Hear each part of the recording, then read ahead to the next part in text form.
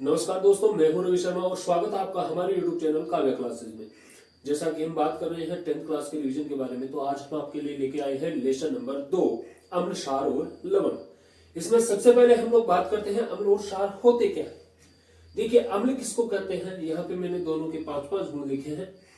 अम्ल कहते हैं जो स्वाद में खट्टे होते हैं, जिनका पीएच मान हमेशा 7 से कम होता है, जो जलीय विलयन में H+ आयन देते हैं और साथ ही में जो नीले लिटमस को लाल कर देते हैं और जो धातुओं से क्रिया करके हाइड्रोजन गैस प्रोवाइड करवाते हैं, उन्हें अपन अम्ल कहते हैं।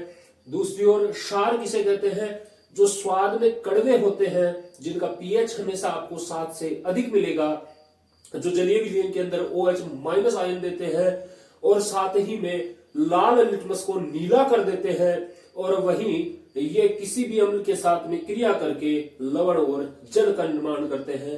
तो ये 5-5 गुण आपको दोनों के याद रखने हैं। वही बात करूं सूचक की, सूचक आपकी बुक में दे रखे हैं। देखिए, कुछ ऐसे प्राकृतिक सूचक होते हैं जिनके द्वारा आप ज्ञात कर सकते हैं कि कोई पदार्थ या विलयन आपके पास में जो है वो किस तरह का है, वो अम्लीय है अथवा क्षारीय है अथवा उदासीन है। जिसका पीएच 7 होता है उसे अपन उदासीन कहते हैं, जिसका पीएच 7 से कम होता है उसे हम अम्लीय कहते हैं, और जिसका पीएच 7 से अधिक होता है उसे हम क्षारीय कहते हैं।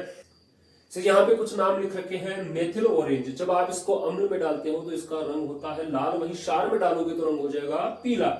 वहीं अपन बात करें फिनोप्थिलीन की, जब आप इसे अम्ल के अंदर रखते हैं तब इसका रंग होता ही नहीं है, ये रंगहीन होता है, वहीं क्षार में रखने पे ये गुलाबी हो जाता है। वहीं आप बात करें हल्दी की, ये अम्ल में पीली होती है और क्षार में लाल हो जाती है। जैसा आपने देखा होगा कि सब्जी का दाग जब आपके कपड़ों के ऊपर लग जाता है, उस अवस्था में जब आप इसे धोने की कोशिश करते हो, चूंकि साबुन होता है क्षारीय, तो रंग कैसा हो जाता है उस धब्बे का, लाल हो जाता है। वहीं अम्ल में हल्दी का रंग होता है पीला, क्योंकि हल्दी का पीएच 5.9 होता है, अर्थात हल्दी खुद अम्लीय प्रवृत्ति की होती है। वहीं मैं बात करूं नीले लिटमस की, देखिए नीला लिटमस अम्ल में होता है लाल और क्षार में होता है नीला। वहीं लाल लिटमस अम्ल में होता है लाल और क्षार में हो जाता है नीला। वही बात करते हैं हम लिटमस की। लिटमस जो हमें प्राप्त हुआ है वो कहां से प्राप्त हुआ है, वो थेलोपाइटा समूह के लीचेन नाम के पौधे से अपने को प्राप्त हुआ है, और वास्तविक उसका रंग बैंगनी होता है। इसके अतिरिक्त भी अपने पास में बहुत सारी चीजें होती है जिनके द्वारा अपन अम्ल और क्षार का पता कर सकते हैं, जिनके अंदर अगर आप देखना चाहें तो आपके पास में लाल पत्ता गोभी हो गई, जेरेनियम हो गया, पिटूनिया की पत्तियां हो गई, अथवा जो है गुड़हल हो गया, उसके फूल हो गए। ये सारी चीजें आपको प्राकृतिक रूप से अम्ल और क्षार का ज्ञात करवा सकती हैं। इसके अतिरिक्त गंध के द्वारा भी आप ज्ञात कर सकते हो कि कोई चीज क्षारीय है अथवा अम्लीय है, क्योंकि जब आप एक प्रयोग करते हैं कि आपने प्याज लिया और उसको एक सूती कपड़े के साथ में बांध करके रख दिया, तो प्याज के अंदर गंध उत्पन्न करने वाला सब्सटेंस होता है सल्फर। वो उस कपड़े के साथ क्रिया करके कपड़े में भी गंध उत्पन्न कर देता है। अब जब भी आप उस कपड़े को किसी अम्लीय अथवा क्षारीय माध्यम में लेकर के जाओगे तो उसकी गंध में परिवर्तन आएगा, जिससे आप पता लगा सकते हैं कि कौन सी चीज क्षारीय है और कौन सी अम्लीय। हम बात करते हैं अम्ल के बारे में। देखिए, अम्ल के कुछ विशिष्ट गुण होते हैं जिनके बारे में हम बात करते हैं। सबसे पहला है अम्ल धातु के साथ अभिक्रिया करता है। देखिए, आप कोई भी धातु ले लीजिए, जैसे अपन ने ले लिया Na, और इसकी अभिक्रिया करवा देते हैं जब अपन किसी अम्ल के साथ में। इस तरह की अभिक्रिया के अंदर सदैव ही अपने को क्या देखने को मिलेगा, एक तो बनेगा लवण और साथ में निकलेगी H2 गैस। क्या बाहर निकलेगी, H2 गैस। H2 गैस जो है वो हमेशा ही बाहर निकलेगी। तो जब भी अम्ल किसी धातु के साथ में अभिक्रिया करते हैं तो क्या निकालते हैं, H2 गैस निकालते हैं, या हाइड्रोजन गैस का निष्कासन करते हैं। वहीं दूसरी अपन बात करें कि अम्ल की अभिक्रिया आप किसी भी धातु कार्बोनेट से करवा दीजिए। देखिए, जैसे आप धातु कार्बोनेट की बात करते हो तो धातु कार्बोनेट प्रकृति में होते हैं क्षारीय, और जब भी आप किसी क्षार के अम्ल के साथ अभिक्रिया करवाते हैं तो क्या बनता है, आपको लवण देखने को मिल जाएगा, आपको जल देखने को मिल जाएगा, और चूंकि कार्बोनेट है इस वजह से आपको वहां पे एक CO2 निकलता हुआ दिख जाएगा। वहीं अगर अपन बात करें धातु हाइड्रोजन कार्बोनेट के साथ में अम्ल की अभिक्रिया, तब भी सेम ही काम होने वाला है। जहां कार्बोनेट नाम आपको दिखा है वहीं पे आप मान लीजिए कि ये पदार्थ प्रकृति में क्षारीय होने वाला है। तो क्षार के साथ जब आप अम्ल की क्रिया करवाएंगे तो आपको लवण और जल देखने को मिलेगा। वहीं कार्बोनेट की उपस्थिति के कारण एक CO2 आपको बाहर निकलता हुआ मिल जाएगा। अब हम बात करते हैं अम्ल की क्षार के साथ में अभिक्रिया। देखिए अम्ल जब क्षारों के साथ में अभिक्रिया करते हैं तो इस अभिक्रिया को उदासीनीकरण कहते हैं। क्यों कहते हैं? यहाँ पर एक क्षार है, वहीं ये एक अम्ल है। जब इन दोनों की आप अभिक्रिया करवाते हो तो आपके पास में एक बनता है लवण, जैसे कि NaCl बना है जो अपना साधारण नमक होता है, और साथ में बनता है हमेशा जल। इस तरह से क्षार और अम्ल आपस में क्रिया करके लवण और जल का निर्माण करते हैं, और यही क्रिया उदासीनीकरण की क्रिया कहलाती है। वहीं अगर बात करूं मैं धात्विक ऑक्साइड के साथ में किसी भी अम्ल की अभिक्रिया, धात्विक ऑक्साइड, धात्विक कार्बोनेट, ये दोनों ही प्रकृति में क्षारीय प्रकृति के होते हैं, और जब भी आप इनकी क्रिया अम्ल के साथ करवाओगे तो आपको लवण और जल देखने को मिलेगा। देखिए यहाँ पे भी आपको लवण और जल मिला है, यहाँ पे भी आपको लवण और जल मिला है, यहाँ पे भी आपको लवण और जल मिला है, और धातु से क्रिया करवाते समय आपको हाइड्रोजन गैस की विमुक्ति मिली है। अब हम बात करते हैं क्षार के कुछ गुणों के बारे में। देखिए क्षार के दो गुण अपने पास में दे रखे हैं। एक अम्ल से अभिक्रिया जो अभी अभी अपन ने पढ़ी है, जब भी कोई क्षार किसी अम्ल के साथ अभिक्रिया करता है तो हमेशा लवण और जल का निर्माण करता है। जैसे यहाँ पर हमने NaOH की अभिक्रिया करवाई है H2SO4 से। NaOH एक क्षार है और वही H2SO4 एक अम्ल है। इनकी जब अभिक्रिया होती है तो आपको क्या देखने को मिलता है? Na2SO4 जो कि एक लवण है, और साथ में क्या मिलता है? जल मिलता है। वही दूसरी ओर बात करते हैं अधात्विक ऑक्साइड के साथ में। जब भी आप अभिक्रिया करवाएंगे किसी क्षार की, तब आपको क्या देखने को मिलेगा? तब आपको देखने को मिलेगा लवण और जल। जी इस बात पे गौर कीजिएगा।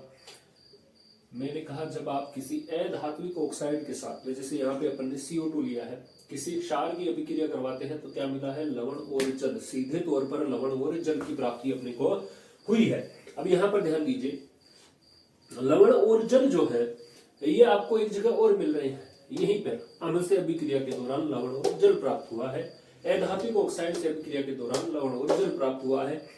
दोनों ही अवस्थाएं एक जैसी हैं, इसलिए अपन कह सकते हैं कि जितने भी अधात्विक ऑक्साइड बनते हैं वो प्रकृति में कैसे होते हैं? वो प्रकृति में अम्लीय होते हैं। इसके अतिरिक्त एक और अभिक्रिया होती है जिसे क्लोर क्षार अभिक्रिया कहते हैं। क्लोर क्षार अभिक्रिया। देखिए यहां ध्यान रखने वाली बात है, क्लोर और क्लोर का मतलब है Cl और क्षार का मतलब है क्षार का निर्माण। ऐसी अभिक्रिया जिसमें क्लोरीन और क्षार का निर्माण होता है, ऐसी अभिक्रिया कहाँ होती है? जब आप लवण का विद्युत अपघटन करोगे। क्या करेंगे? लवण का जलीय विलयन में, कहाँ पे करना है? जलीय विलयन के अंदर क्या करना है आपको? इसका विद्युत अपघटन करना है। विद्युत अपघटन करने पर आपको क्या मिल जाएगा? आपको क्लोरीन मिल जाएगी और साथ में आपको मिल जाएगा NaOH। इस तरह से आपको एक क्लोरीन मिल गई और साथ में मिल गया क्षार। इसी अभिक्रिया को अपन कहते हैं क्लोर क्षार अभिक्रिया। आप कभी किसी धातु की अभिक्रिया करवा देते हैं किसी क्षार के साथ में इस तरह से, तब देखिए हमेशा ऐसा नहीं होता है, लेकिन कई बार आपको कुछ इस तरह की चीजें देखने को मिल सकती हैं। इस अवस्था में आपके पास में क्या बाहर निकलेगा? हाइड्रोजन गैस बाहर निकलेगी। ये हमेशा नहीं होता है। जब भी आप अम्ल की क्रिया किसी धातु से करवाएंगे आपको हमेशा क्या देखने को मिलेगा? आपको हाइड्रोजन गैस बाहर निकलते हुए देखने को मिलेगी। इसका आप मापन अथवा परीक्षण भी कर सकते हैं।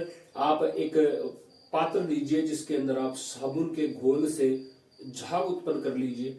जब आप इस तरह की अभिक्रिया करवाते हैं किसी अम्ल और धातु की, तब आप एक पाइप की सहायता से बनने वाली गैस को सीधे उन झाग के अंदर अथवा उन बुलबुलों के पात्र के अंदर निकालिए। वहां से ये गैस बाहर निकलेगी तो उन बुलबुलों में भर के निकलेगी।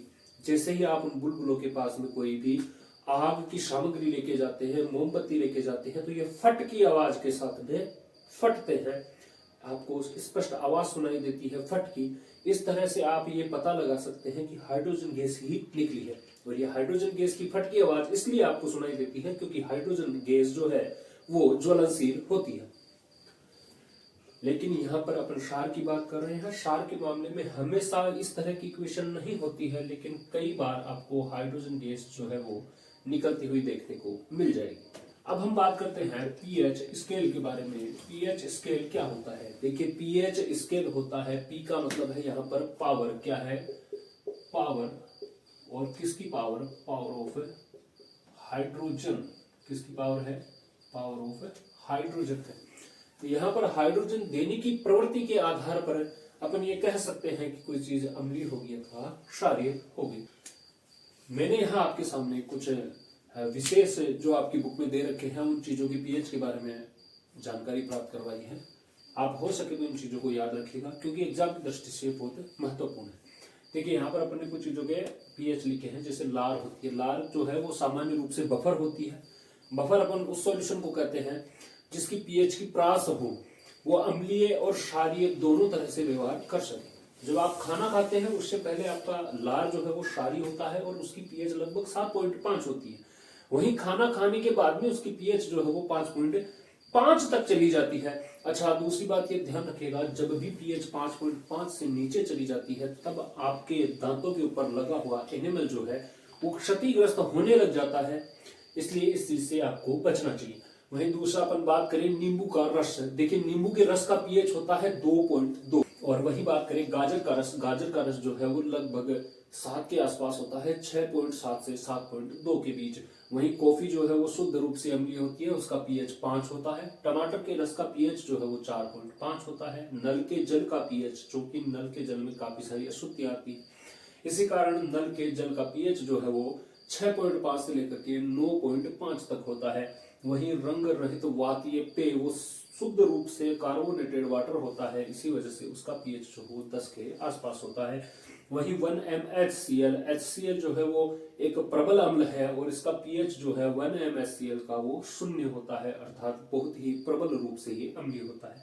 वहीं बात करें NaOH का, तो 1MnAOH का पीएच जो है वो 14 होता है, क्योंकि ये भी शुद्ध रूप से क्षार है और एक प्रबल क्षार है। वहीं आपके आमाशय रस का पीएच होता है 1.2। देखिए अभी अपन ने बात की HCl जो है वो प्रबल रूप से क्षारीय होता है।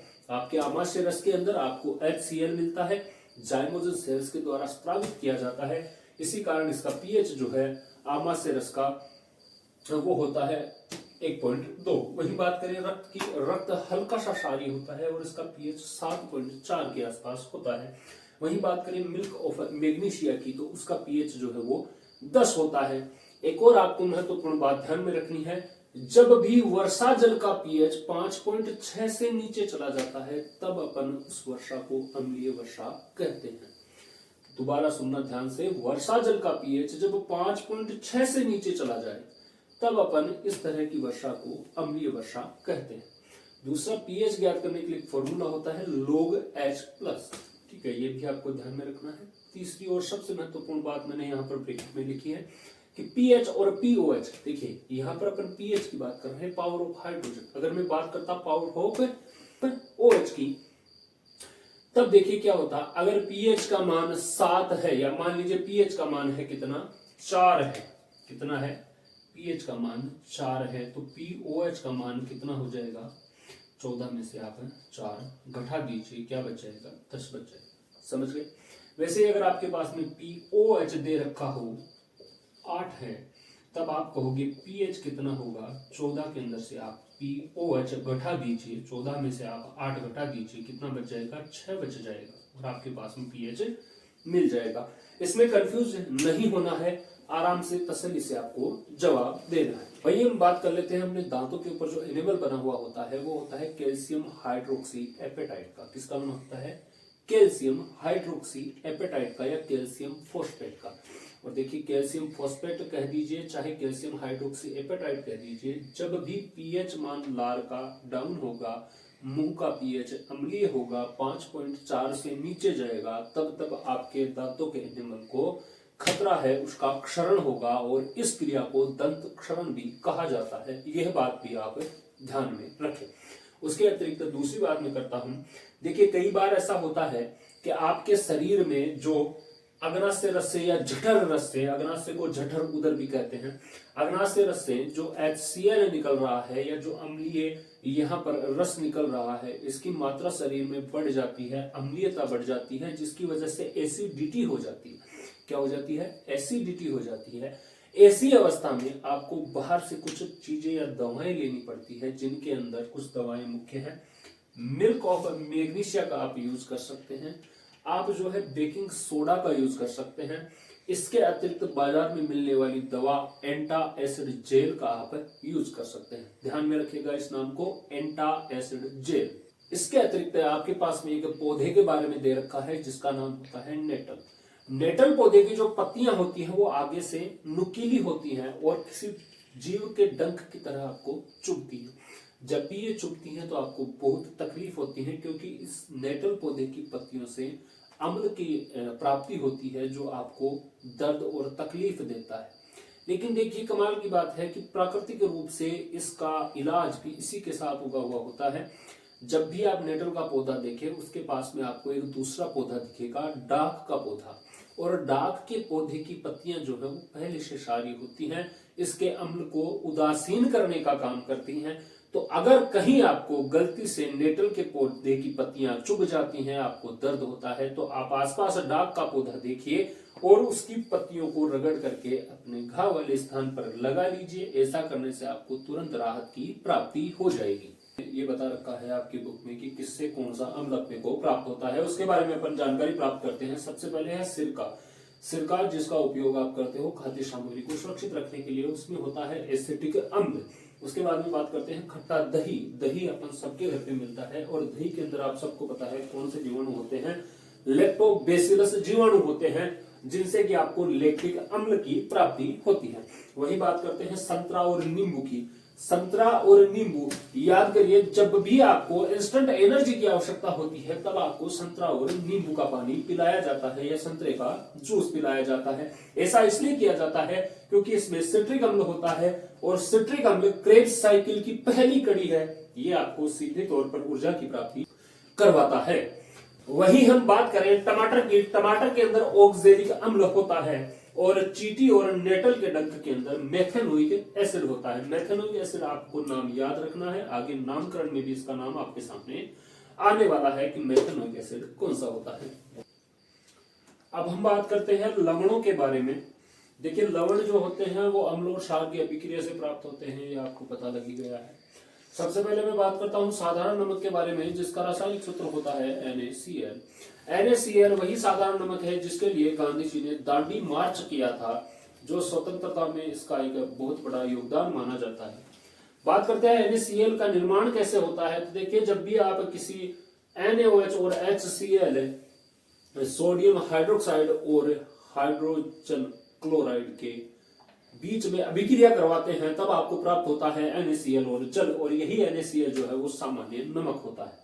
इस सामान्य नमक का कहां कहां आप उपयोग कर सकते हैं। देखिए आप खाने में तो इसका उपयोग करते ही हैं, उसके अतिरिक्त आप इससे सोडियम हाइड्रोक्साइड बनाने में इसका उपयोग कर सकते हैं।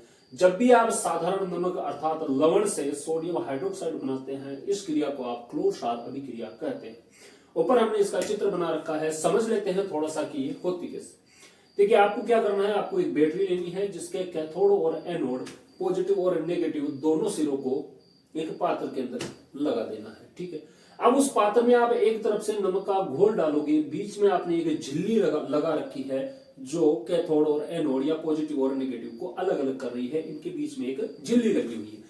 जैसे ही आप एक तरफ से प्लस वाले ओर से पॉजिटिव एंड की ओर से नमक का घोल डालते हैं तो देखिए जल और नमक दोनों के अंदर आयंस उपस्थित हैं। तो जल का OH आयन और नमक का Cl दोनों ही नेगेटिव आयन होने की वजह से वो जाएंगे पॉजिटिव छोर की ओर, बैटरी के पॉजिटिव छोर की ओर जाएंगे।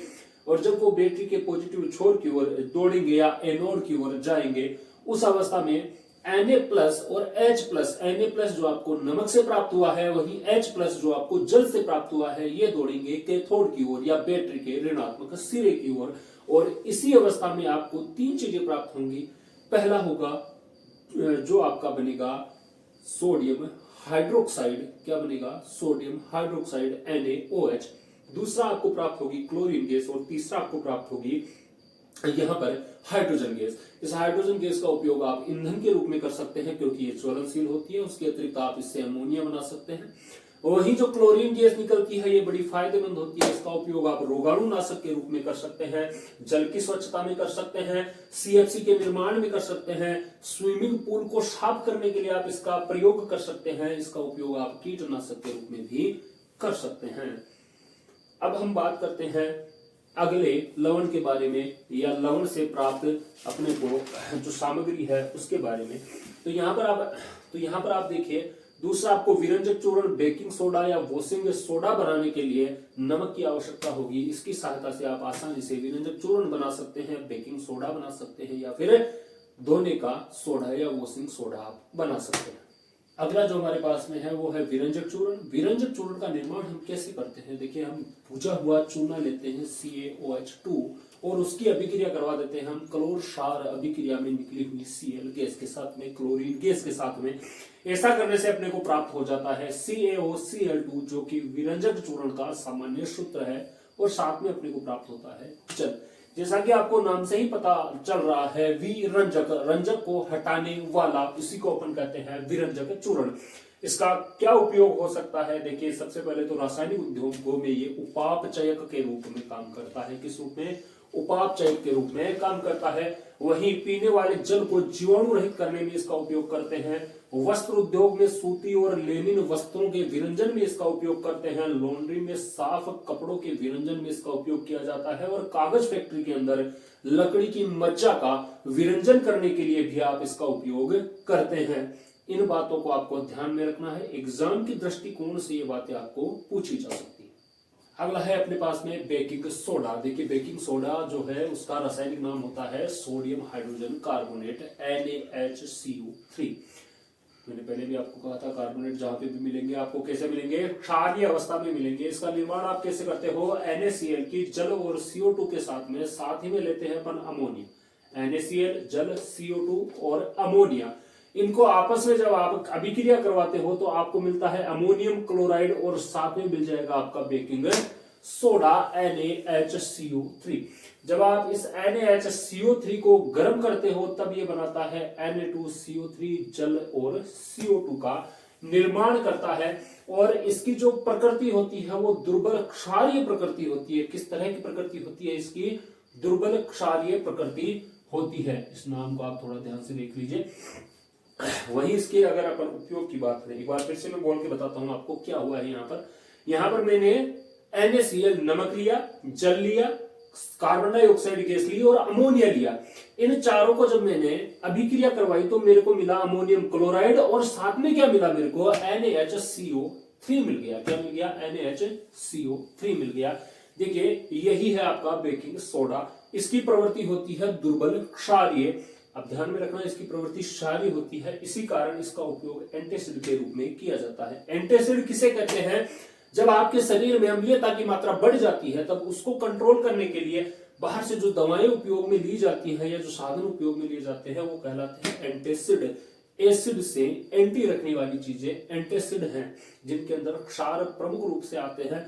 और यहाँ पर आपका बेकिंग सोडा जो है वो इस तरह का गुण रखता है, तो आप बेकिंग सोडे का उपयोग कर सकते हैं। दूसरा है सोडा अम्ल अग्निशामक के रूप में। देखिए, यहाँ पर नीचे अभिक्रिया जो मैंने लिखी है उसमें जब आप उष्मा देते हैं, आप किसी अम्ल से क्रिया करवाएंगे तो उन अवस्थाओं में यहाँ पर CO2 गैस विमुक्त होगी और अग्निशामक यंत्र के अंदर आपको CO2 गैस ही उत्पन्न करनी होती है। इसलिए सोडा अम्ल वाले अग्निशामक के रूप में आप इसका उपयोग कर सकते हैं। वही बेकिंग पाउडर बनाने में इसका उपयोग होता है। देखिए, बेकिंग पाउडर बनता कैसे है? बेकिंग पाउडर बनाने के लिए अपने को बेकिंग सोडा और उसके साथ में कोई मंद खाद्य अम्ल मिलाना पड़ेगा, जैसे कि टार्ट्रिक अम्ल। और जैसे ही आप इन दोनों को मिलाते हो आपके पास में बन जाएगा बेकिंग सोडा।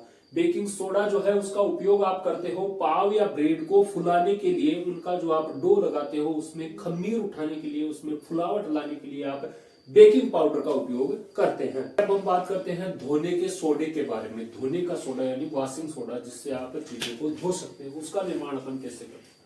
इससे पहले जब आपने खाने का सोडा पढ़ा तब मैंने आपको कहा था कि इस सूत्र को याद रखिएगा, Na2CO3। Na2CO3 किसका सूत्र है? सोडियम कार्बोनेट का। किसका सूत्र है? सोडियम कार्बोनेट का। सोडियम कार्बोनेट को क्रिस्टलाइज करने की वजह से, उसके अंदर जल मिलाने की वजह से आपको क्या देखने को मिलता है? धोने का सोडा। जैसे यहाँ पे अपन ने लिख रखा है .10H2। ये .10H2O क्या होता है इसको आप समझिए। किसी भी इकाई में उपस्थित जल को क्रिस्टलन जल कहते हैं। क्या कहते हैं? क्रिस्टलन जल कहते हैं। किसी भी सूत्र की इकाई में उपस्थित जल को उसका क्रिस्टलन जल कहते हैं।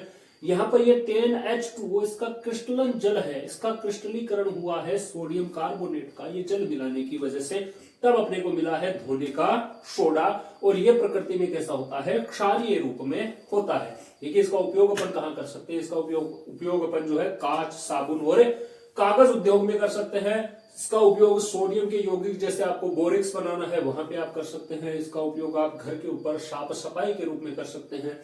और साथ ही में ध्यान रखिएगा जो साबुन बनते हैं उसमें इसी का उपयोग होता है। और साबुन का काम होता है जल की स्थायी कठोरता को हटाना, अपमार्जक का काम होता है जल की स्थायी कठोरता को हटाना।